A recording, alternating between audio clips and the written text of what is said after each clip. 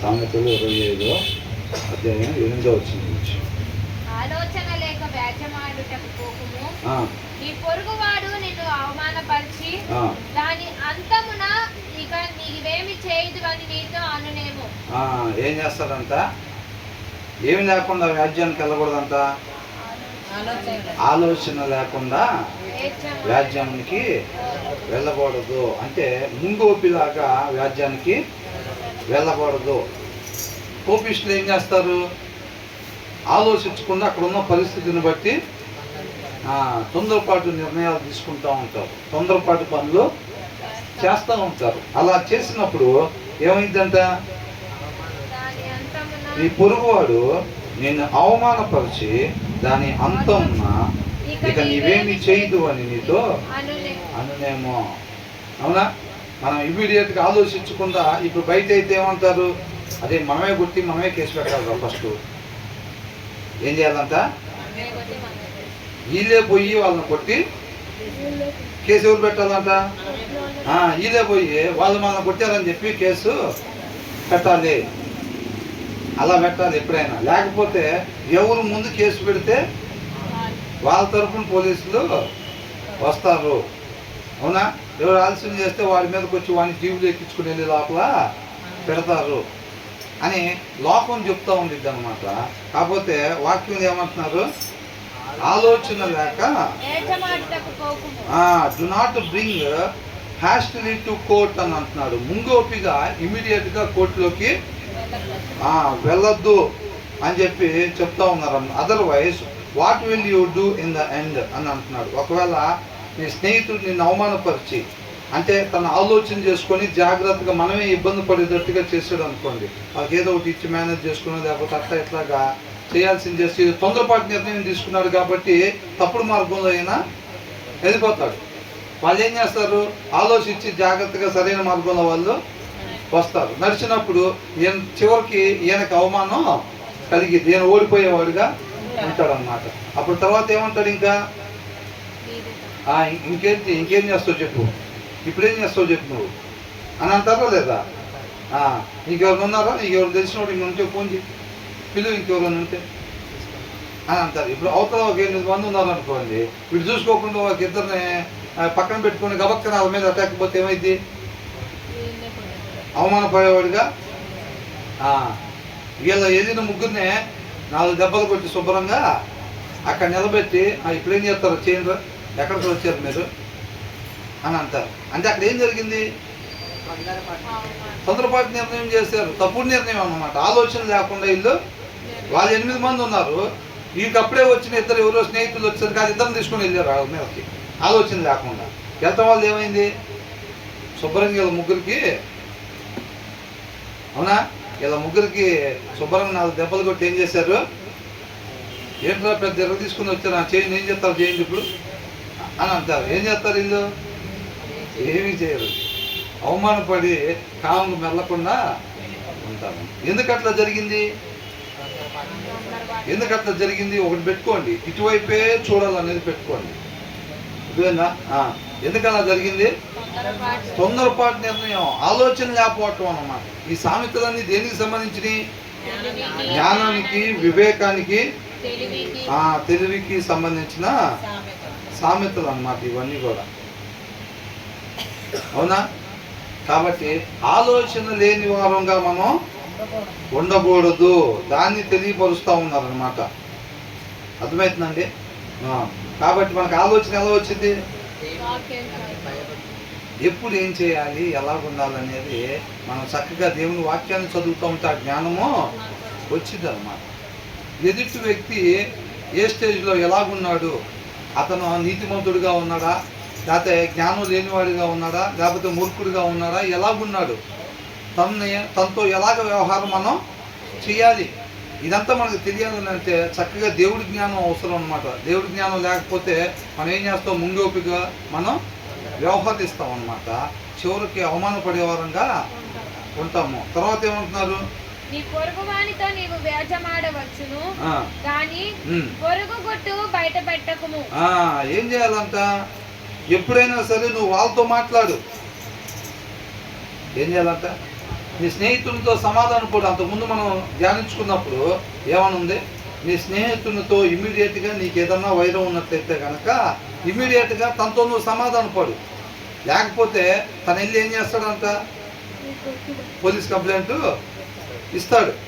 లేకపోతే నిన్న అధికారి దగ్గరికి అప్పగిస్తాడు అనమాట. పెద్ద మనుషులు ఉన్నారనుకోండి, ఆ ఊర్లో పెద్ద మనుషులు అనుకోండి, ఏం చేస్తాడు? ఇమీడియట్గా పెద్ద మనిషి దగ్గరికి వెళ్ళి నాకు ఇట్లా చేశాడండి ఇట్లాగని చెప్పి అక్కడ చెప్తాడు. వాళ్ళు ఏం చేస్తారు? మనుషులు పంపించి వాళ్ళని తీసుకురండి అంటారు.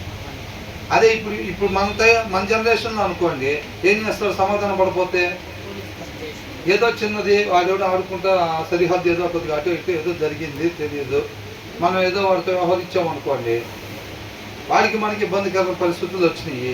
మన సమాధానం పడకపోతే ఏదో ఒక రకంగా చక్కగా సౌమ్యంగా మాట్లాడి దాన్ని పరిష్కారం చేసుకోకపోతే ఏమైంది? వాళ్ళు దాన్ని ఏం చేస్తాడు? కేసు పెడతాడు వెళ్ళి. అవునా? కేసు పెట్టంగానే ఏం చేస్తారు? వాళ్ళు వచ్చి వీళ్ళు తీసుకెళ్ళి లోపల పెట్టండి అంటారు. అవునా కదా? కాబట్టి ఏమంటున్నారంట? ముందు ఇమ్మీడియట్గా వాడు అక్కడ అధికారి దగ్గరికి వెళ్ళక ముందే నువ్వు ఇమ్మీడియట్గా ఆయనతోటి సమాధానం పడిపోవాలి అని రాస్తుంది ముందు సామెతల్లో మనం చదివినప్పుడు. ఇక్కడ ఏమని ఉంది? కొంతమంది ఏం చేస్తారంటే వాళ్ళిద్దరి మధ్యలో చిన్న తేడా రాగానే వీడి సీక్రెట్లన్నీ బయట పెడతాం మొదలు పెడతాడు. అరే నువ్వెవరో నాకు తెలియదు అనుకుంటున్నావా? నువ్వెవరు ఉంచుకున్నావో నాకు తెలియదు అనుకుంటున్నావు. అప్పుడు దాకా ఇద్దరు కమ్మగా. కాకపోతే బజార్లో ఒక్కసారి చెడింది, వ్యవహారం జరగానే ఇక బజార్ని ఎక్కి ఈ వ్యవహారం నాకు తెలియదు అనుకుంటున్నావా అని ఏమంటే అవతల నుంచి ఆమె నువ్వు పెద్ద చెప్పొచ్చావు, నీ సంగతి నాకు తెలియదు అనుకుంటున్నావా అని చెప్పి ఏం చేస్తారు? ఒకళ్ళ రహస్యాలు ఒకళ్ళు బయటికి చెబుతూ ఉంటారు అన్నమాట. అర్థమవుతుందండి? అది చెబుతున్నారు. ఏమంటున్నారు ఇక్కడ? నీ పొరుగు వానితో నీవు వ్యాజ్యమాడవచ్చు. అంటే నువ్వు వాళ్ళతో సమాధాన పడు. నువ్వు ఎవరితో ఇబ్బంది అయిందో ఇమ్మీడియట్గా నువ్వు వాళ్ళతోటి సమాధాన పడాలి. ఇప్పుడు భార్యాభర్తలైనా సరే ఏం చేయగలాలి? ఏదైనా చిన్న తేడా పడంగా అమ్మటే వాళ్ళ అమ్మ ఫోన్ చేసి అమ్మా ఇట్లా అన్నాడమ్మా, ఇట్లా అన్నాడు, ఏం చేయమంటావు? నేనైతే విడాకులు ఇద్దాం అనుకుంటున్నాను. సరైన నిర్ణయం తీసుకున్నావు అమ్మ, నువ్వు నా కూతురు అనిపించావు. ఏంటంట? సరైన నిర్ణయం తీసుకున్నావు, నా కూతురు అనిపించావు. ఎవరితో చెప్పాల్సింది? కొంచెం ఆ భర్త శాంతపడిన తర్వాత ఉండి నిదానంగా ఆ భర్తతోటి సమాధాన పడాలి. ఇద్దరు కలిసి మాట్లాడుకోవాలి. అవునా? ఆ ఇంటి పక్కన వాళ్ళైనా సరే అవునా కదా, వాళ్ళకి ఎలాగ ఫోన్ చేసి చెప్పేయటం కాదు. వ్యవహారం బాగున్నాను సేపు అరే వాళ్ళిద్దరు చాలా క్లోజ్ ఫ్రెండ్స్ రా, వాళ్ళిద్దరు ఒకటే మనిషిలాగా ఉంటారు అంటారు, మనస్తత్వాలు ఒకటేలాగా ఉంటాయి అంటారు. వాళ్ళిద్దరికి చడకంగానే వీడే ఫోన్ చేసి ఈ కాంటాక్ట్ నెంబర్లో ఉన్న వాళ్ళందరూ ఫోన్ చేసి ఏంద్రా సంగతి, అరే వాడి సంగతి తెలుసా, వాడు ఎట్లారా, వాడు అట్లారా, అది అట్లారా అని చెప్పి ఏం చేస్తారు? వాడి గురించి ఊరు మొత్తం వాడి విషయాలన్నీ చెప్తూ ఉంటారు అన్నమాట. గిట్టనోళ్ళు వాళ్ళంటే మనకు పడదంటే వాళ్ళ గురించి బ్యాడ్గా ప్రాపగండా చేస్తారన్నమాట మొత్తం కూడా. అట్లా చేయొద్దని అంటున్నారు. ఎవరికైతే ఇబ్బంది అయిందో మనకి వాళ్ళతోటి మనం వెళ్ళి మాట్లాడుకునే వారంగా సమాధాన పడే వారంగా ఉండాలి. వాక్యం అంటుంది కలహాలు మనకి ఉండకూడదు. మనుషుల మధ్య ప్రేమ ఉండాలి తప్ప కలహాలు ఉండకూడదు. కాబట్టి అలాంటి పరిస్థితి వచ్చినప్పుడు నువ్వు వాళ్ళతో మాట్లాడు అంతే తప్పు. నువ్వు వీళ్ళతో మాట్లాడి వాళ్ళతో నేను చెప్పేది ఏంటని ఇంటి పక్కన చెప్పి ఇంటి వెనకాల వాళ్ళకి చెప్పి ఊర్లో వాళ్ళకి చెప్పి అవతల ఊర్లో వాళ్ళకి ఫోన్ చేసి ఇక్కడ వీడి గురించి అంటే వీళ్ళ చుట్టాలందరూ అక్కడ ఉన్నారు, అక్కడ వీడు మొత్తం కరాబ్ పట్టించాలని చెప్పి అక్కడ వాళ్ళకి ఫోన్ చేసి అంటించేసి అది మొత్తం అల్లుకుపోయి అట్లాంటి పనులు చేస్తూ ఉంటారు. అట్లాంటి పనులు చేయకూడదు. ఎందుకని చేయకూడదు అంట? నీ పొరుగువాడితో నీవు వ్యాజ్యమాడవచ్చు కానీ ఏంటంట వాడు గుట్టు, if you take your neighbour to court do not betray another's confidence అంటున్నాడు. వాడి విశ్వాసాన్ని నువ్వు దెబ్బతీపాక. వాడు ఆ విషయం నీకు ఎందుకు చెప్పాడు? నమ్మి చెప్పాడు. వాడు నమ్మాడు నిన్ను. అవునా? నువ్వు ఎప్పుడైతే ఆ మాట నువ్వు బయటికి వేరే వాడికి చెప్తావో అదేమైందంట? అవునా? తర్వాత వచ్చినది ఏమనుంది? బయట పెట్టిన ఎడల నిన్ను అవమానపరచునేమో, అందువలన నీకు కలిగిన అపకీర్తి ఎన్నటికి పోకుండును. చూసారండి, మనం అనుకుంటాం మనం అనుకుంటాం, ఏమనుకుంటామంటే వాడి గురించి వాడికి మనకి ఎప్పుడైతే చెడిందో వాక్యం చెప్తుంది నువ్వు వాళ్ళతోనే సమాధాన పడు. అసలు ఒక్కసారి వాడికి నాకు అయిన తర్వాత వాడు ఆ మాట అన్న తర్వాత వాడి ముఖం కూడా చూడబుద్ది, వాడి ముఖం చూస్తుంటే బీపీ పెరిగిపోతూ ఉంది. సమాధానం ఎట్టబడిద్ది? అవునా? అదే సిస్టర్స్ అయితే ఆ ముఖం చూస్తుంటేనే నాకు మామూలుగా లేదు అసలు అని అంటారు. అదే ఈ జెంట్స్ అయితే వాడి ముఖం చూస్తేనే అసలు వాడికి సమాధాన పడతాం కూడా వాడిని తన్నకుండా ఉంటేనే చాలు, ఇంకా అట్ట అయిపోతుంది వాడిని చూస్తేనే. అప్పుడేం చేస్తామనంటే వాడితో భావం మిగతా అందరికీ వాడి గురించి బ్యాడ్గా చెప్తాం. ఎప్పుడైతే వాళ్ళ గురించి మనం మిగతా వాళ్ళకి చెప్పామో వాడు నమ్మి మనతో చెప్తాడు కదా, ఆ మాట నువ్వు ఎప్పుడైతే చెప్తావో అవతల వాళ్ళకి, నువ్వు వాళ్ళ నమ్మకాన్ని వాళ్ళ విశ్వాసాన్ని నువ్వు పోగొట్టినట్టుగా. అవునా? అందుకనే ఏమంటున్నాడు, బయట పెట్టిన ఎడల వినువాడు ఏమంటాడంటే రే అది మౌలుడు కదా వాడు ఇట్లా చేశాడా అది ఇది అని అంటే విన్నవాళ్ళు ఏమనుకుంటారు?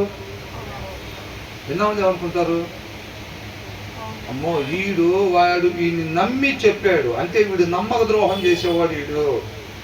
మనం ఎప్పుడైతే వేరే వాళ్ళ గురించి వచ్చి రే వాడు ఇట్లారా అని చెప్పినప్పుడు వాడు బ్యాడ్ అయ్యాడు, నన్ను గుడ్ అనుకుంటాడు వీడని అనుకుంటాంలే, కానీ ఎన్నవాడు ఏమనుకుంటాడంటే వీడు నమ్మక ద్రోహి.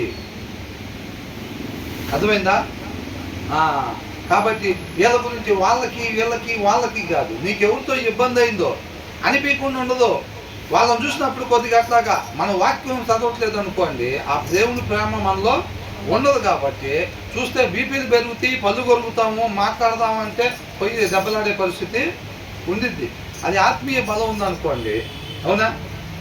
ఏసే ఎప్పుడన్నాడు ఇలా క్షమించుతాడని ఎప్పుడన్నాడు? వాళ్ళు కూడా ఏసే గురించి మోకాలు చేసి ప్రార్థన చేస్తుంటే అన్నాడా? ఏమన్నాడు?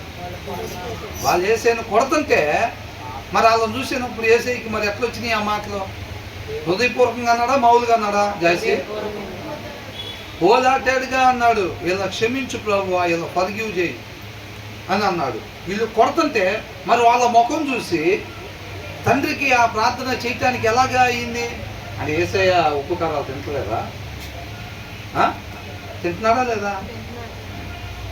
ఆయన జీవిత విధానం తండ్రి మాటను అనుసరించటమే. తండ్రి మాట ప్రకారంగా నా జీవితం ఉండాలి. వాళ్ళకి నాకు ఇబ్బంది అయింది కానీ వాక్యం చెబుతుంది వాళ్ళతో సమాధాన పడు. అవునా? అదే కదా చెప్తుంది. నువ్వు ఏ అర్పణ తీసుకొచ్చావు అనేది కాదు.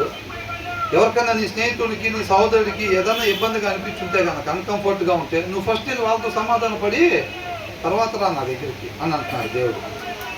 అర్థమవుతుందండి? కాబట్టి ఎవరితో ఇబ్బందో వాళ్ళ దగ్గరికి వెళ్ళి సమాధాన పడాలి. ఆయన మాట అన్న తర్వాత ఆయన చేయి చేసుకున్న తర్వాత ఇంక నేను ఆయన దగ్గరికి వెళ్ళి సమాధానం పడలేను కాదు, పడాలి. అదే ఆయన్ని పోలి నడుచుకోవటం అంటే. అర్థమవుతుందండి? మనం అనుకుంటాం కదా చక్కగా మంచి మిషనరీగా ఉండేవాళ్ళు వాళ్ళని చంపేసేస్తుంటే సత్యం తెలియని వాళ్ళు వాళ్ళ భార్యలు ఏమంటున్నారు, వాళ్ళ పిల్లలు మరి ఆ పేర్లు తలుచుకుంటుంటేనే వాళ్ళ గురించి ఆలోచిస్తుంటేనే ఇలా బీపీలు పెరగట్లేదా? వీళ్ళకి ఎందుకు పెరగట్లా? మనకెందుకు? మరి వాళ్ళు గబక్కని తెలియక అవతల వాళ్ళు కోపంతో ఒక మాట అన్నా సరే మనం సమాధాన పడాలంటే ఎందుకు సమాధాన పడలేకపోతున్నాం? మనం ఎందుకు తగ్గాలి? తప్పు చేసింది ఆయన, మాట్లాడకూడని మాట మాట్లాడింది ఆయన. అవునా? మాట్లాడకూడని మాట మాట్లాడింది ఆయన. నా తప్పు లేదు ఈ విషయంలో, నేనెందుకు అసలు సమాధాన పడాలి? ఎట్టి పరిస్థితుల్లో సమాధాన పడేది లేదు. ఎవరు వచ్చినా సరే నా తప్పు లేదు కాబట్టి. మన తప్పు ఉంటే సమాధాన పడమంటున్నారా? మన తప్పు లేకపోయినా అవతలోళ్ళు ఒకవేళ కోపిష్టతనంగానో లేదా ఇంకొక తనంగానో ఒకవేళ తెలిసి తెలియకుండా చేసినా సరే మన తప్పు లేకపోయినా మనం పోయి సమాధాన పడమంటున్నాడు దేవుడు. అర్థమవుతుందండి? అక్కడ మరి యేసుక్రీస్తు వారే ఎందుకని తండ్రి గారిని క్షమించని ఎందుకని అంటున్నాడు అంటే ఏం తప్పు ఉంది కాబట్టా? తప్పుందా వేసేది? లేదు, తప్పు వాళ్ళదే, 100% తప్పు వాళ్ళదే. కానీ ఎవరు సమాధానం పడుతున్నారు? యేసయ్యే. కాబట్టి అలా కాదు. కొట్టాడా లేదా? యేసే మాట్లాడుతుంటే ఒక ఆయన వచ్చి పెళ్లి మంది కొట్టాడుగా.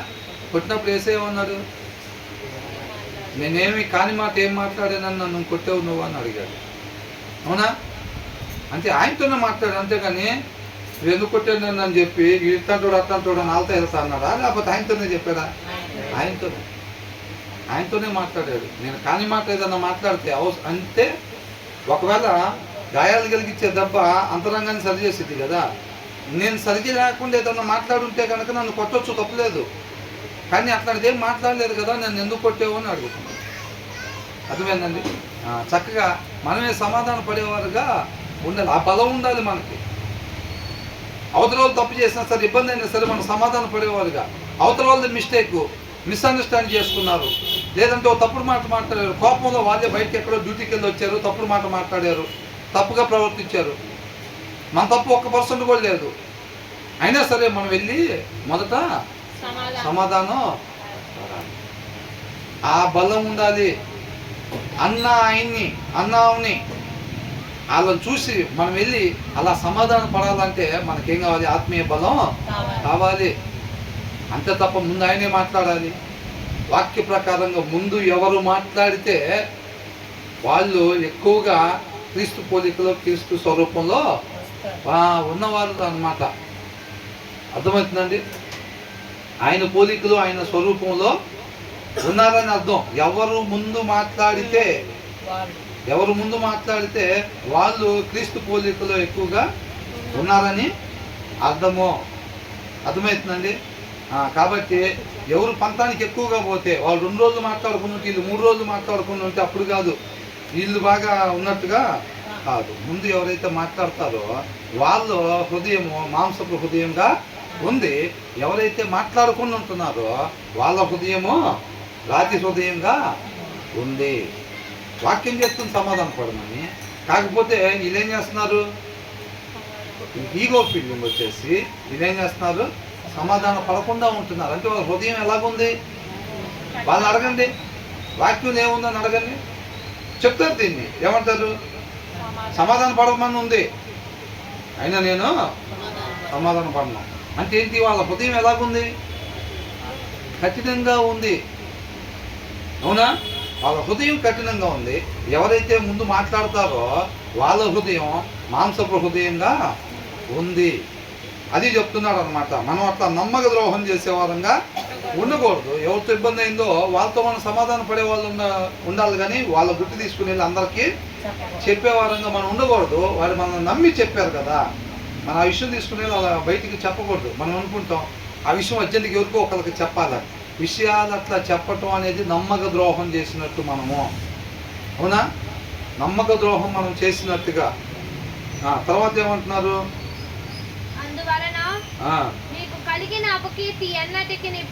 మనం అనుకుంటాం వాళ్ళ గురించి బయటికి చెప్పాము, వాళ్ళ గురించి నెగిటివ్గా చెప్పాము, వాళ్ళ సంగతి వాళ్ళకి అర్థమయ్యి ఉంటుందిలే అనుకుంటాం. మనం అనుకుంటాం అట్లాగా. ఏమనుకుంటాం?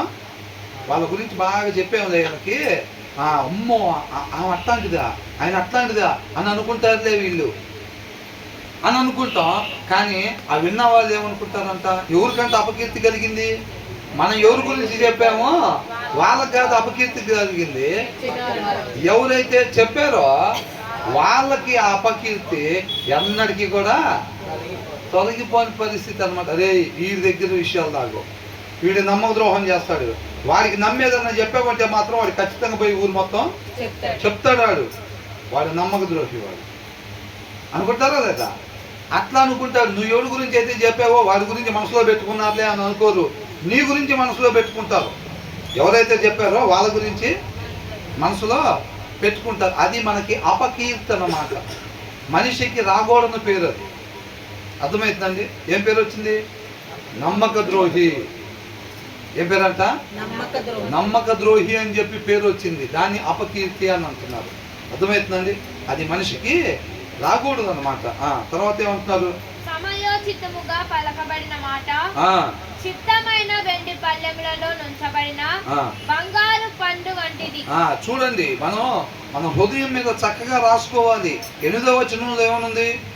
ఆలోచన లేక వ్యాజ్యమాడుటకు పోయిన ఎడల లాస్ట్ లో నువ్వే షేమ్ గా ఫీల్ అయ్యి ఇంకేం చేస్తావు వచ్చి అని అంటారు. చెప్పాంగా, అవతల 8 మందో 10 మందో ఉంటే చూసుకోకుండా ఇద్దరు తీసుకొని గబిక్కొని వాళ్ళ మీదకి ముంగోపి కోపిష్టోళ్ళలాగా వెళ్ళిపోయి ఆ చేత తన్నులు తిని వీడు తన్నులు తినేది కాక ఎవరైతే ఇద్దరు పిలుచుకొచ్చారు వాళ్ళని కూడా అంటారా లేదా? శుభ్రంగా ముగ్గురు కలిసి తన్ని ఏంద్రా పరిగెట్టుకుంటూ వచ్చారు, ఏం చేస్తారు చేయండి ఇప్పుడు అని అంటారు. ఏమైంది? అవమానానికి గురయ్యారు అన్నమాట. ఎందుకని? ఆలోచన లేకుండా పోవటం. ఏం చేయాలి? ఆలోచించుకోవాలిగా, అవునా? ఆ ఆలోచనకి, ఆ జ్ఞానానికి, ఆ తెలివికి, దేవుడి ఆలోచన, దేవుడి జ్ఞానం, దేవుడి తెలివి మనం సంపాదించుకోవాలని చెప్తుంది ఈ వాక్య సారాంశం. అంతే తప్ప ఇమ్మీడియట్గా వాడు ఇట్లా చేస్తాడా, అరే అది తీసుకో అది ఇది అని అంటారు. ఆలోచన లేని వాళ్ళు ఏం చేస్తారు? ఇమ్మీడియట్గా అవతల నెట్టంగానే ఇది పక్కన ఉన్న పొలుగో కత్తి ఏదో ఒకటి తీసుకొని గబిక్కుమని మీద వేసేస్తారు. ముంగోపి, ఆలోచన లేకపోవటం. అర్థమవుతుందండి? అలా ఉండకూడదు. నేను ఆలోచన లేకుండా ఉండకూడదు అని అనుకొని వాక్యం చదవకుండా ఉంటే మనకు రాదు. అది మనకు రాదు. ముందు మనమే తొందరపాటు పనులు చేసేది. ఎవరైతే నేను ఆలోచన లేకుండా ఉండకూడదు అని అనుకొని వాక్యం చదవకుండా ఉంటారు చూసారండి, వాళ్ళ ఆలోచన లేకుండానే ఉంటారు. వాళ్ళు సోమరులు కాబట్టి వాళ్ళు అనుకునేది జరగదు. వాళ్ళు వాక్యం దగ్గర సమయాన్ని గడపరు కాబట్టి, కష్టపడరు కాబట్టి. కూర్చొని ఒక గంట సేపు వాక్యం చదవటం అంటే కష్టపడటం అన్నమాట. ఒక మోకాలు వేసి ప్రార్థన చేయడం తగిన సమయం అంటే కష్టపడటం. వాళ్ళు అవి చేయరు. కానీ ఏమనుకుంటారు? వాక్యం చదవకుండా పాస్టర్ గారు చెప్తుంటే ఆమెన్ ఆమెన్ ఆమెన్ అంటూ ఉంటారు. ఇంటికాడ బైబిల్ తీరు. ఇక్కడ పాస్టర్ గారు ఏది చెప్తుంటే దానికి ఆమెన్ అంటారు. ఎందుకంటే ఆమెన్ అంటే మన జోబులో పడిపోయింది. అది వచ్చి అనకపోతే గబిక్కిన అటు ఇటు చూసుకుంటా మనం అనలేదు అనుకో, అది మనకు రాదు, మిగతా వాళ్ళందరికీ వచ్చిద్దా? ఆమెన్ అంటే వచ్చేసిద్దా? అర్థం రాదు. ఇంటికాడ మాత్రం బైబిల్ తీరు. పాస్టర్ గారు చెప్పే ప్రతి ఆశీర్వాదం కాడ కాసుకొని కూర్చొని ఏది చెప్పగానే అది ఆమెన్ ఆమెన్ ఆమెన్ అని అంటూ ఉంటారు. ఒక్కటి కూడా రాదు. అర్థమైందండి? కాబట్టి మనం కూడా నేను ఆలోచన లేకుండా ఉండకూడదు అని చెప్పి వాక్యం మాత్రం చదవపోతుంటే ఖచ్చితంగా ఆలోచన లేకుండానే ఉంటాం. మనం ముంగోపిల్లాగానే ఉంటాం అన్నమాట. ఆలోచన మనం అనుకుంటే వచ్చేది కాదు. అది దానికి కష్టపడాలి. ఏం చేయాలి?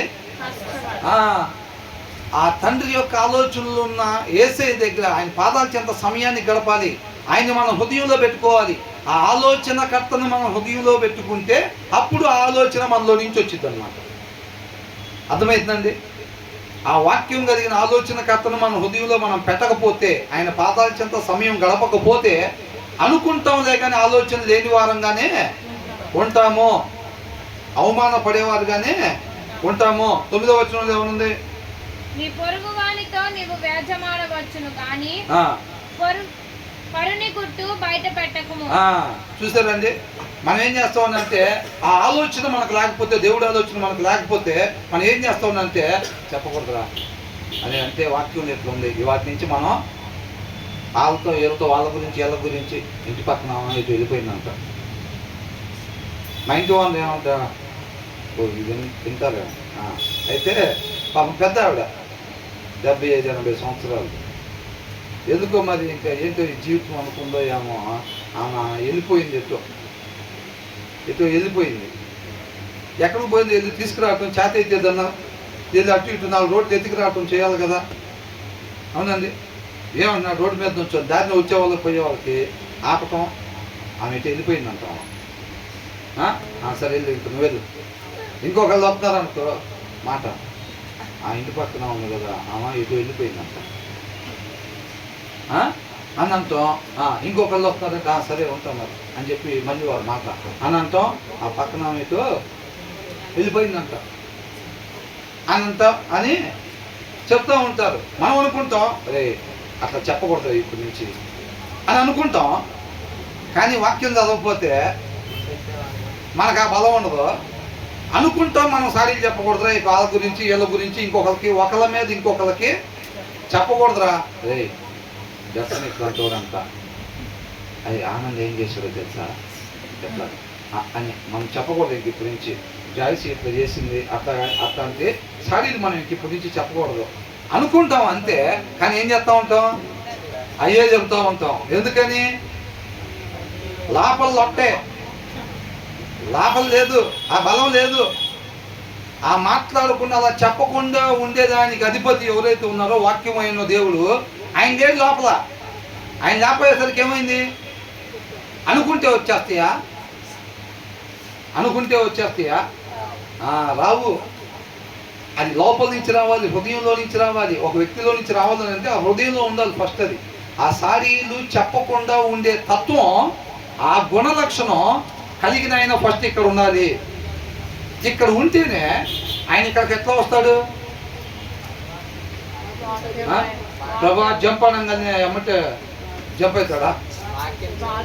కూర్చోవాలి, కష్టపడాలి, సమయం కేటాయించాలి, ఆ సారాంశం తవ్వాలి. మనం ఆ వచనాల దగ్గర కూర్చొని చక్కగా దీని వాక్య సారాంశం ఏంటి, నన్ను బ్రతికిచ్చిద్ది, నన్ను నడిపించిద్ది, చక్కటి మార్గం, నేను నడవాల్సిన మార్గం ఇది నన్ను నడిపించిద్ది అని చెప్పి దాని దగ్గర కూర్చొని ఆ వచ్చిన సారాంశం దొరికిందాక కష్టపడాలి, టైం చూసుకోకుండా. అదే 5 నిమిషాలు పెట్టుకున్నాను బైబిల్ చదవటానికి, మనకి ఇంకా సారాంశం దొరకలేదు, 5 నిమిషాలు అయిపోయింది, ప్రస్తుతానికి అయితే మూసి సాయంత్రం వెతుకుదాం, మళ్ళీ సాయంత్రం వెతుకుదాం అనుకోవాలా? టైం చూసుకోకుండా అక్కడ కూర్చొని చక్కగా ఆ వాక్య సారాంశాన్ని తీసుకొచ్చుకునే కష్టపడాలన్నమాట. అవునా? అలా కష్టపడకుండా 8వ వచనంలో ఏమని ఉందంటే అంటే ఓకే ఆలోచన మనం ఇవాటి నుంచి కలిగి ఉండాలి. 9వ వచనంలో ఏముంది? సాడీలు చెప్పకూడదు. ఓకే ఇవాటి నుంచి మనం సాడీలు చెప్పకూడదు. 10వ వచనంలో ఏముంది? ఓకే ఇవాటి నుంచి తీర్మానాలు తీసుకున్నారా? తీసుకున్నాం, మొత్తం తీసుకున్నాం తీర్మానాలు మొత్తం తీసుకున్నాం తీర్మానాలు. ఇవాళ వాక్యంలో చెప్పిన ప్రతి ఒక్కదాని గురించి మనం తీర్మానం తీసుకున్నాం అంటాం. ఇంటికి వెళ్ళి వాక్యం చదవము. నువ్వు ఏదైతే తీసుకున్నావో ఒక్కటి కూడా జరగదు. దాంట్లో ఎలాగైతే ఉండకూడదు అంటున్నామో చక్కగా మన జీవితంలో అయ్యే ఉంటా ఉంటాయి. ఎందుకని? బలం లేదు,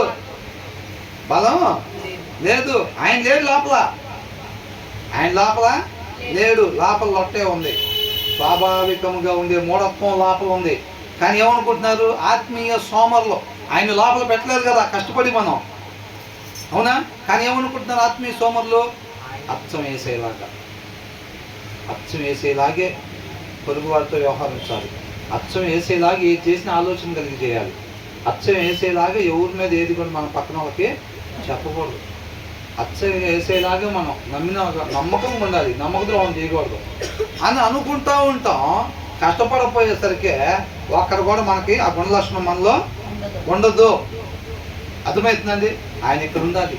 కాబట్టి మనం కష్టపడాలి, ఆత్మీయంగా కష్టపడాలి, తగిన సమయం వాక్యాన్ని చదివేవారు ఉండాలి, ఆయన పాదాచంతో మోకరించేవారుగా ఉండాలి.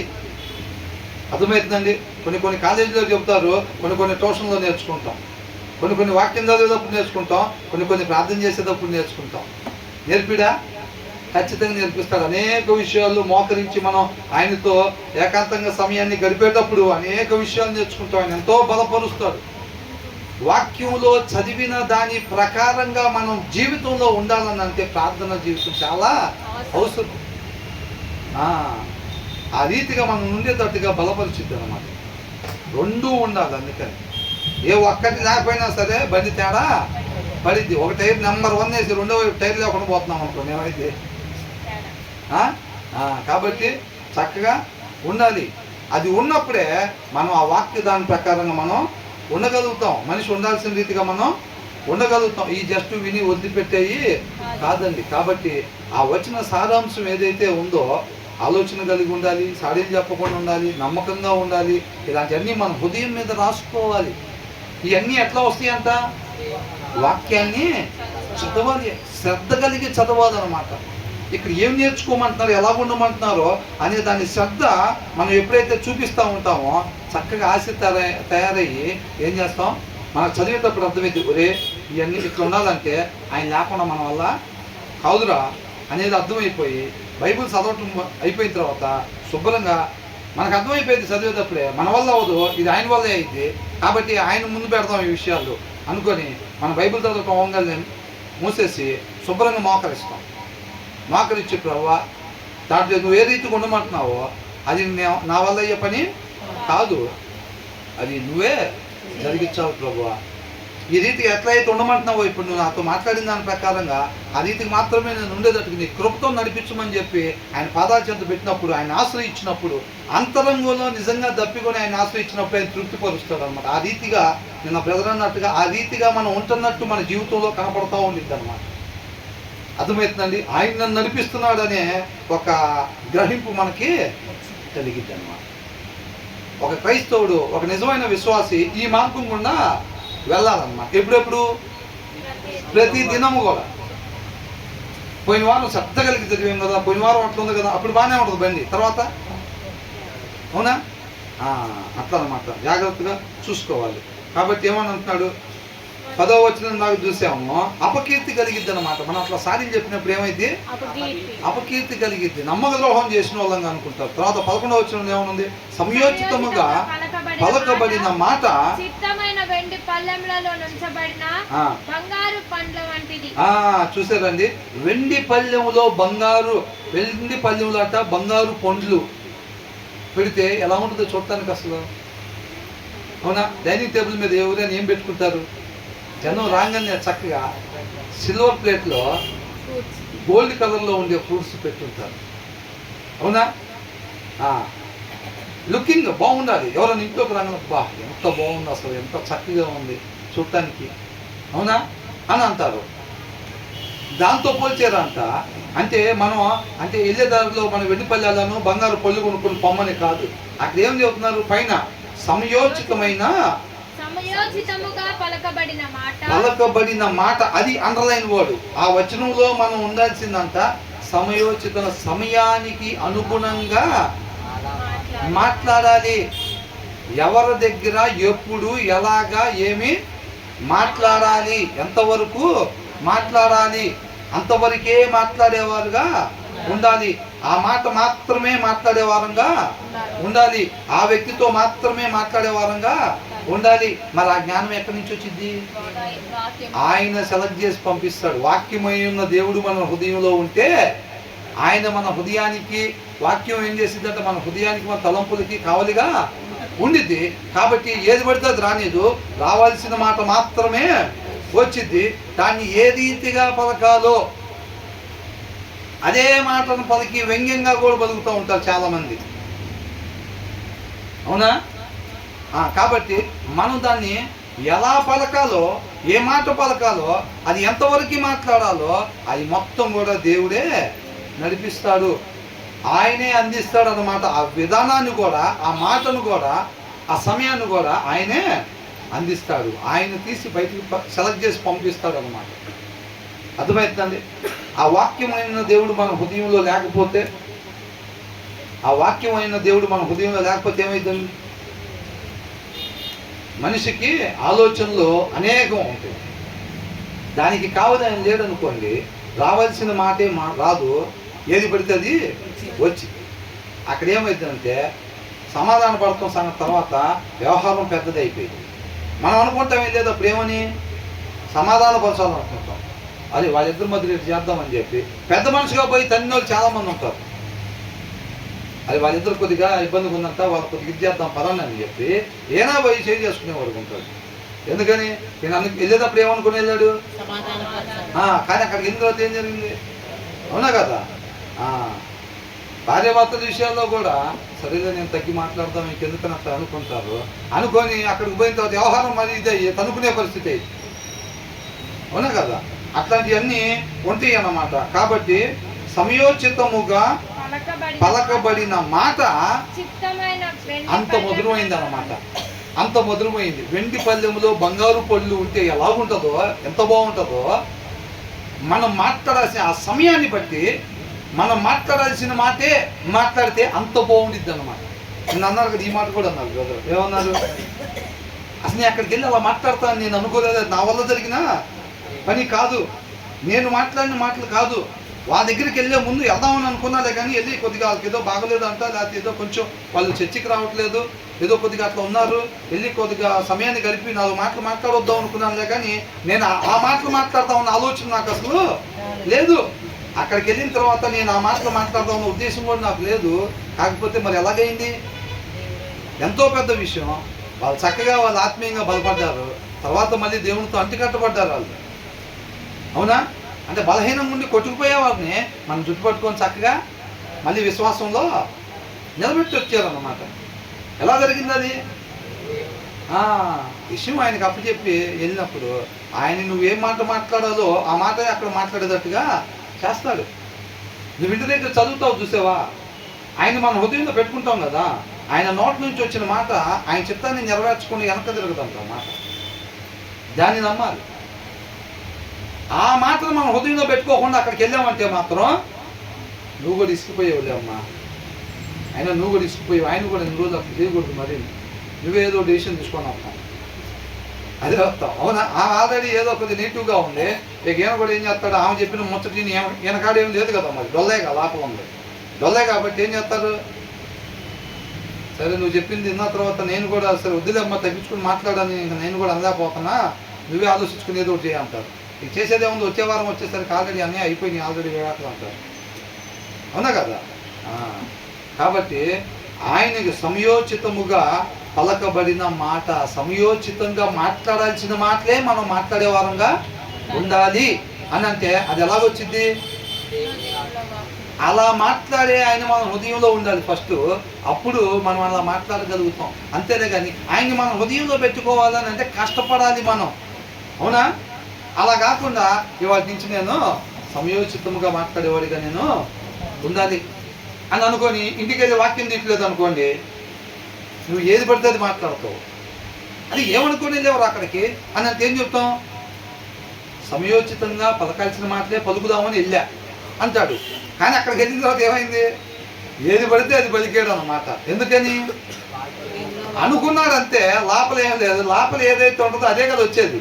అనుకుంటే వచ్చిద్దా, లోపల ఏది ఉంటే అది వచ్చిద్దా? లోపల ఏది ఉంటే అది వచ్చింది. నువ్వు వాక్యం ఎప్పుడైతే పెట్టలేదో, నువ్వు కష్టపడలేదో, వాక్యమై ఉన్న దేవుని ఆ గుణలక్షణాలను ఎప్పుడైతే నువ్వు లోపల పెట్టుకోలేదో, అక్కడ స్వాభావికంగా ఉండే మూఢత్వానికి సంబంధించిన మాటలు వస్తాయి. నువ్వు అనుకున్నంత మాత్రాన్ని ఏమి రావు మంచివి, అవి లోపల ఉంటేనే వస్తాయి. అది ఎవరన్నా కానీ మనం పుట్టి క్రైస్తవులమా బాప్తిస్మం తీసుకుని 50 ఏళ్ళు అయిందా, లేకపోతే ఇంకొకటా కాదు, లోపల ఉంటేదే అదే వచ్చింది తప్ప నువ్వు నేను అనుకుంటే ఏది రాదు. కాబట్టి మనం సమయోచితంగా పలకబడిన మాటలు మాత్రమే మనం పలకాలి అని అంటే ఆ వాక్యమైన దేవుడు మన హృదయంలో ఉండాలి. అప్పుడు ఆయన అందిస్తాడు ఏ మాట మాట్లాడాలి. ఎక్కడికి వెళ్ళినా కానీ, ఆఫీస్లోనా, ఇంటి దగ్గర, ఫెలోషిప్లోనా, సొసైటీలోనా, నువ్వు ఎక్కడికి వెళ్ళినా కానీ నువ్వు ఎంతసేపు కూర్చోవాలి కూడా ఆయనే డిసైడ్ చేస్తాడు. అంతసేపు నేను అక్కడి నుంచి ఆయన తీసుకుని వెళ్ళిపోతావు. నువ్వు ఎప్పుడైతే ఆయనకి నీ జీవితం మీద అధికారం అప్పగిస్తావో, ప్రభా నన్ను పూర్తిగా ఉపేక్షించుకొని నీ ఆత్మ నడిపింపు ప్రకారంగా మాత్రమే నడుచుకునే కృపను దయచేయండి నాయన, నీకు మాత్రమే క్రియలు ఎల్లప్పుడు సమస్త మహిమను హృదయపూర్వకంగా చెల్లించే కృపను దయచేయమని మనం ఎప్పుడైతే అనుకుంటామో ఆయన ఏం చేస్తాడంటే, నువ్వు అక్కడ ఏం మాట్లాడాలి, ఎవరితో మాట్లాడాలి, ఏ విధానంలో మాట్లాడాలి, నువ్వు ఎంతసేపు అక్కడ ఉండాలి, తర్వాత నువ్వు అక్కడి నుంచి ఎక్కడికి వెళ్ళిపోవాలి. అవునా? తర్వాత నువ్వు ఎక్కడికి వెళ్ళాలి, ఏం పని చేయాలి, ఆయన ఆత్మ నడిపింపు ద్వారా ఆయన ముందుగా ఏదైతే ఆలోచన చేసుకున్నాడో మన ద్వారా జరిగించాలని చెప్పి వాటన్నిటి ప్రకారంగా మనం పూర్తిగా ఉపేక్షించుకున్నప్పుడు చక్కగా పనులు జరిగిపోతా ఉంటాయి. ఎప్పుడైతే మనం ఉపేక్షించుకోకపోతే ఒకడు మొండికేసుకుంటే రా రా అంటే వస్తాడా? రాడు. అప్పుడు తీసుకెళ్ళి ఆయనకి చాలా కష్టంగా ఉంది. ఎప్పుడు ఈయన తీసుకెళ్దాం అనుకునే ఆయన ఇటు తీసుకెళ్దాం అనుకుంటున్నాడు, ఆ కూర్చుని ఆయన అడుగుదాం అనుకుంటున్నాడు. ఎంత కష్టంగా ఉండదు. అదే ఒక మాట ఉంది, రారా అంటే ఆగురా కొద్దిగా ఇక్కడ దాకా వెళ్దాం, అది వాళ్ళేమో అట్లా ఆపుకుంటూ ఉంటాడు. ఈయనేం చేస్తూ ఉంటాడు, ఇట్లా అవుతూ ఉంటాడు. మనల్ని పూర్తిగా ఉపేక్షించుకోకపోతే ఆత్మకు కూడా అంతే ఉంటుంది. ఆత్మకు కూడా ఆయన చిత్తానుసారంగా నడపడం కూడా అంతే కష్టం. ఆయన బలవంతంగా తీసుకెళ్తాం ఆయన మందాకు వచ్చి పట్టుకుని వెళ్ళే పని ఏం లేదు. ఆ నుంచి బలిగితే చాలు, అక్కడి నుంచి బలిగితే చాలు. కానీ ఆయన అట్లా చేసేవాడు కాదు. ఆయన ఎంతసేపు నుంచో తలుపులు కొడతాడు తప్ప తలుపులు బాధ కొట్టుకొని వచ్చే దేవుడు కాదు. దౌర్జన్యంగా అట్లా ఏం చేయడు, మన ఫ్రీ విల్కి వదిలిపెట్టాడు అన్నమాట. కాబట్టి మనం పూర్తిగా ఉపేక్షించుకున్నప్పుడు ఆయన చక్కగా ఆయన ఏ పనులు అయితే చేద్దాం అనుకుంటున్నాడో ఆ పనులు జరుగుతూ ఉంటాయి. అలా కాకుండా మనం ఉపేక్షించుకోలేదనుకోండి, ఏమైంది, మన ఇష్టాలు కొన్ని ఉంటాయి, అవి తినిపోతూ ఉంటాం, ఆయనకి కష్టమైపోతూ ఉంటాం. అవునా? కాబట్టి తర్వాత ఏమంటున్నారు, ఇంకా బంగారు కన్నభూషణ మెట్టితో 8వ వచనంలో ఏం నేర్చుకున్నాం, ఆలోచన కలిగి ఉండాలి. 9వ వచనంలో ఏం నేర్చుకున్నాం,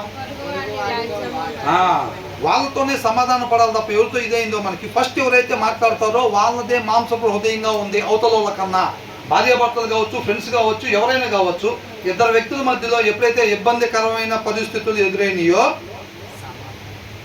వాళ్ళిద్దరిలో ఎవరైతే ఫస్ట్ మాట్లాడతారో వాళ్ళ హృదయం ఎదుటి వారి హృదయం కన్నా ఎక్కువగా మాంసపు హృదయంగా ఉన్నది అని అర్థం అన్నమాట. అర్థమవుతుందండి? కాబట్టి ఏమంటున్నారు 9వ వచనంలో అంట, చక్కగా వాళ్ళతో సమాధానం పడే వాళ్ళు ఉండాలి. వాళ్ళ గుర్తు మనం బయట పెట్టి నమ్మక ద్రోహులుగా మనం ఉండకూడదు. అలా ఉన్నట్టయితే మనకు అపకీర్తి తెచ్చుకునే వారంగా ఉంటాము. 11వ వచనంలో సమయోచితంగా ఎక్కడ ఏం మాట్లాడాలి, ఎక్కడ ఎలా ప్రవర్తించాలి, ఈ మొత్తం కూడా వాక్యమైన దేవుడు మన ద్వారా నడిపిస్తాడు అనమాట. కాబట్టి అలాగుండాలి. ఏది పడితే అది మాట్లాడి, వాక్యం చదవకుండా పోతే ఏది పడితే అది మాట్లాడతాం. తెల్లసొక్క వేసుకొని పోవచ్చు కాక, అర్థమైందండి. తెల్లసొక్క వేసుకొని పోతాం, కాకపోతే అక్కడికి పోయి ఏది పడితే అది మాట్లాడేసి వస్తాం. తర్వాత ఏమంటున్నారు? బంగారు కన్నభూషణ మెట్టిదో అపరంజి ఆభరణ మెట్టిదో వినువాని చెవికి జ్ఞానము గల ఉపదేశకుడు అట్టివాడు. 13వ వచనం దాకా ధ్యానించుకొని ఆపుదామండి. ఎందుకంటే అది 8వ దగ్గర నుంచి 13 దాకా ఒక పారాగ్రాఫ్ లాగా అనమాట. అర్థమవుతుందండి. కాబట్టి 12వ వచనంలో ఏమనుంది? Like an earring of gold, అంటే చోలీలు పెట్టుకుంటారు చూసారా, బంగారు చోలీలు పెట్టుకుంటే ఎలా ఉండిద్ది అంటే, మామూలుగా మీరు ఎప్పుడైనా ఒకటి గుర్తుపెట్టుకోండి, వెండి పళ్ళెంలో బంగారు పొండ్లు అనగానే వాక్యంలో కూడా ఉంది, అట్లా పెట్టుకోవటంలో తప్పేం లేదు అట్లయితే అని చెప్పి తీసుకెళ్ళి పెట్టడం కాదు, సారాంశం మనం అనుసరించాలి. అర్థమవుతుందండి. దాన్ని చేయకూడదు. ఇక్కడ ఏమనుంది? ఇక్కడ like and ear ring of gold అని వాక్యంలో కూడా ఉంది. నేను వాక్యంలో ఉన్నదే చేస్తున్నా, వాక్యంలో ఉన్న దాని ప్రకారం ఉండమని చెబుతున్నారు కదా. కాబట్టి ఎమ్మటే పోయి షాపుకి పోయి బంగారు చోదీలు కొనుక్కొచ్చుకుని ఎట్లా ఉన్నాయి అని చెప్పి ఊరు మొత్తం మనం చూపించుకునే వారంగా కాదు అక్కడ ఉండాల్సింది.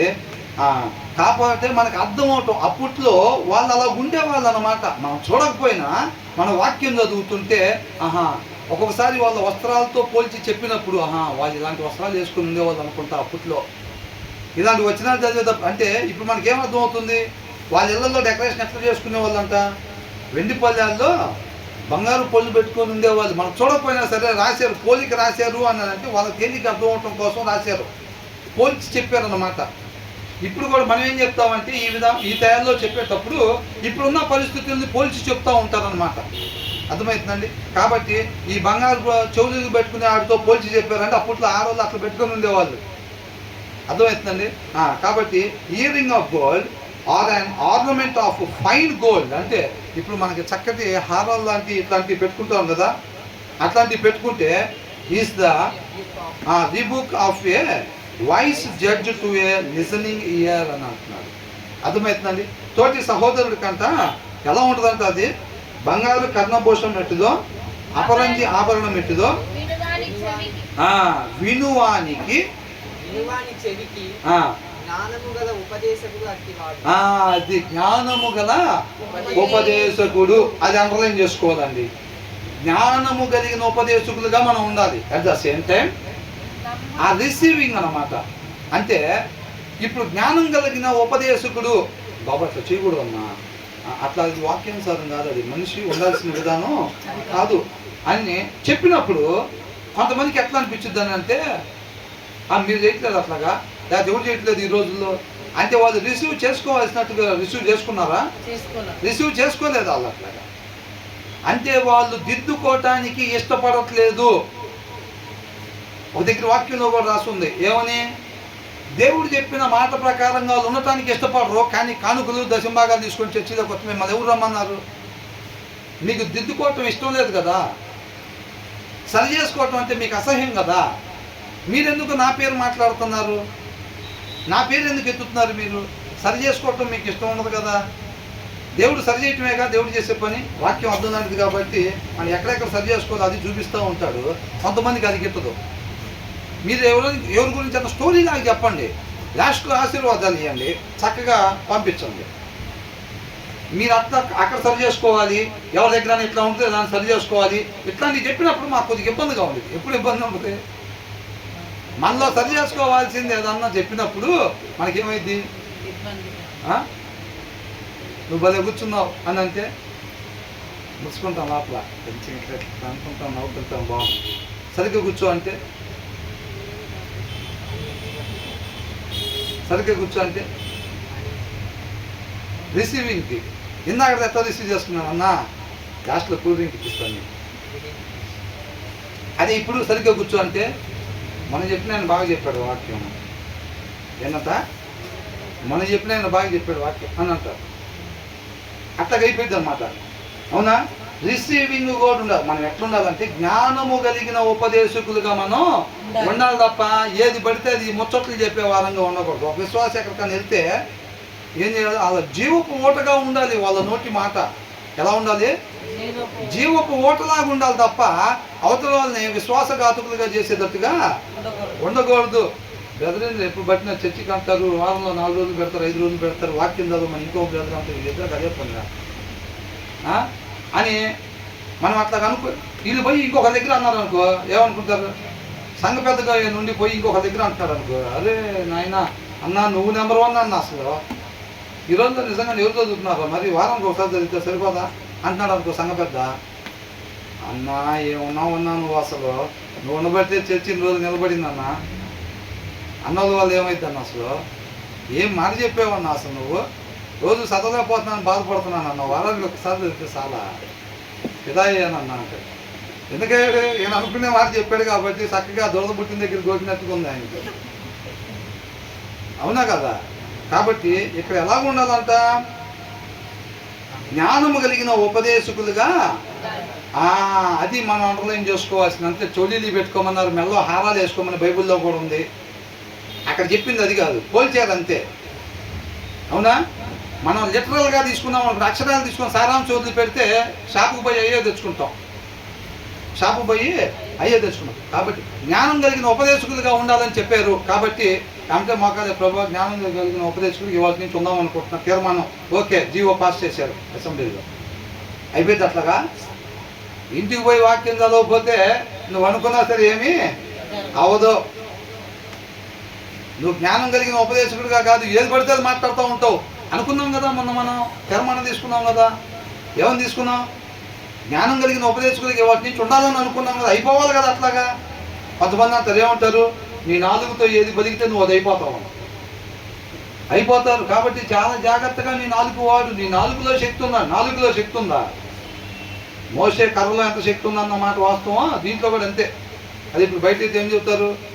మైసూరు బజ్జీలో మైసూరు ఉందో లేదో, ఉండిద్దా ఉండదా? నాలుగుల్లో కూడా ఏమి ఉండదు. నాలుగేంటి? పోస్ట్ మ్యాన్ లాగా ఇక్కడ ఏముందో దాన్ని అంటించి బయటికి పంపించాం. ఇక్కడ లేనిది నాలుగేది అట్లాగా. కాబట్టి జ్ఞానం కలిగిన తనొచ్చేది జ్ఞానం కలిగిన ఉపదేశకులుగా మనము ఉండాలి. అర్థమవుతుందండి? అలా ఉండాలంటే ఏం చేయాలి?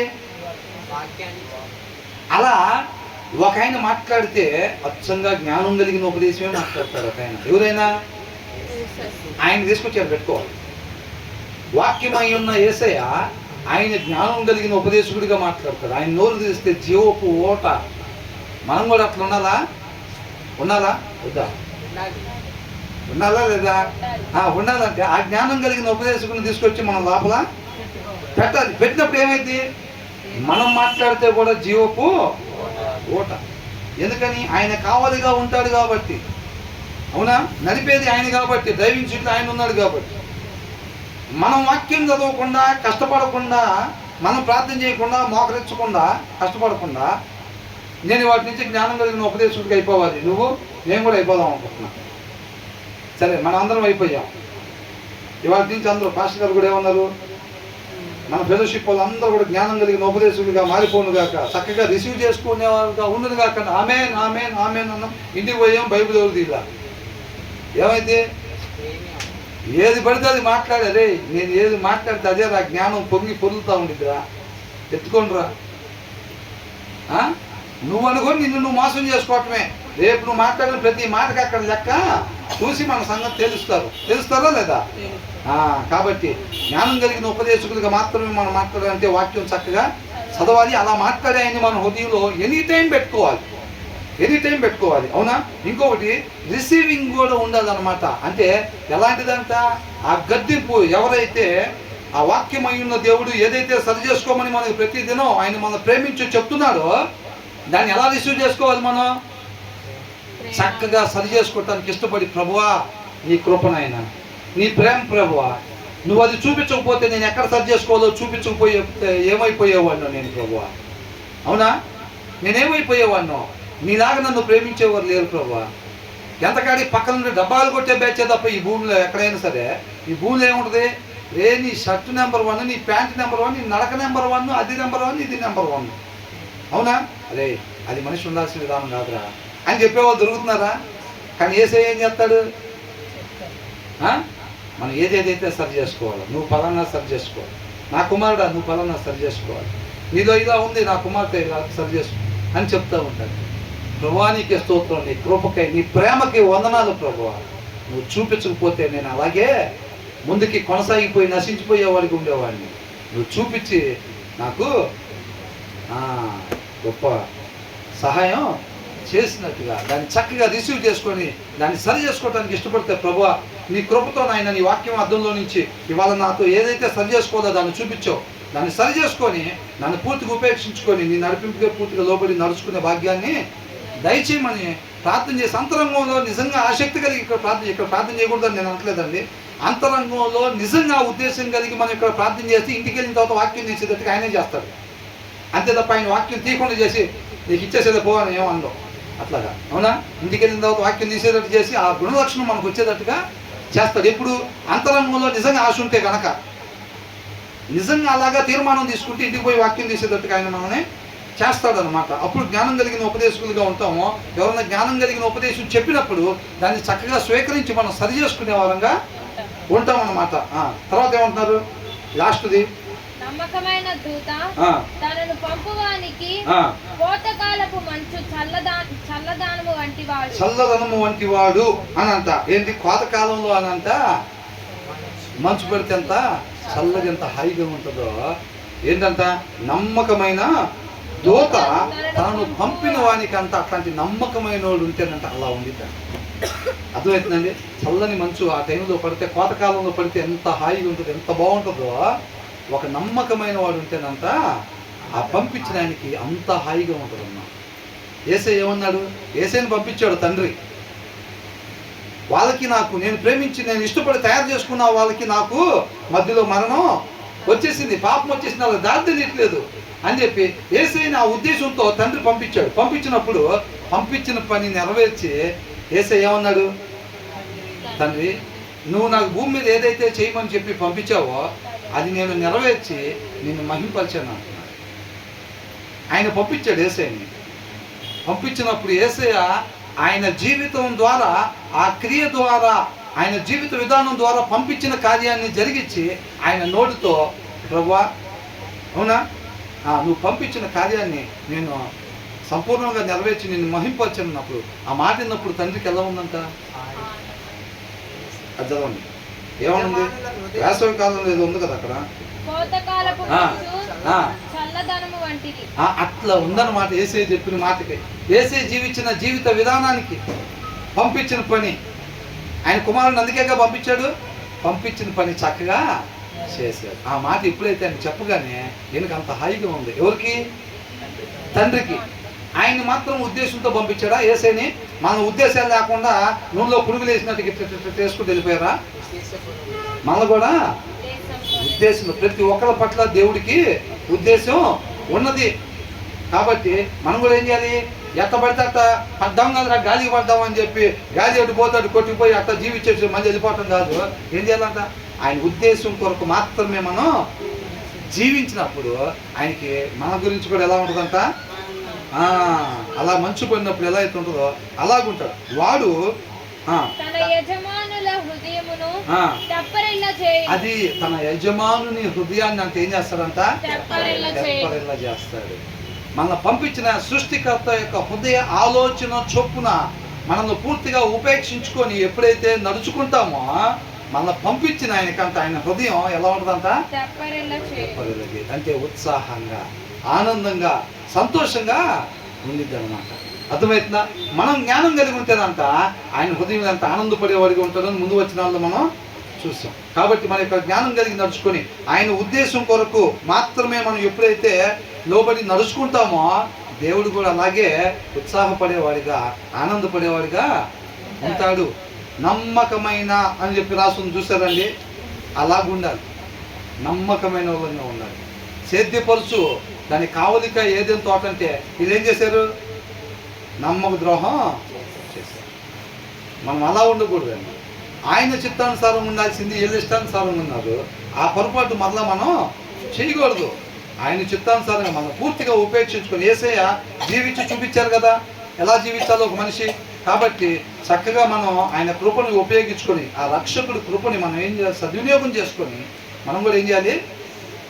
ఆ రీతిగా మనం పూర్తిగా ఉపేక్షించుకొని ఆయన చిత్తానుసారంగా ఆయన నడిపింపు ప్రకారంగా మాత్రమే ఉండి ఆయన నామాన్ని మాత్రమే గొప్పగా మన జీవిత విధానం ద్వారా మహింపరిచే వారంగా ఉండాలి. దేవుడికి మహిమ కలుగుతుంది.